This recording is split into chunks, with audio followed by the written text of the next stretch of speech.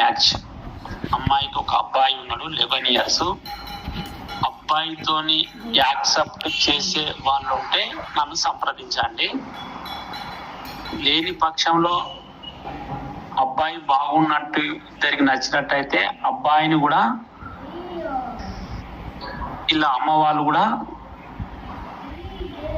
పెంచుకుంటారు. 2 ఆప్షన్స్ ఉన్నాయి ఇందులో. యాక్సెప్ట్ చేస్తే పర్వాలేదు, యాక్సెప్ట్ చేయకున్నట్లయితే వాళ్ళ అమ్మ వాళ్ళు కూడా చూసుకుంటారు.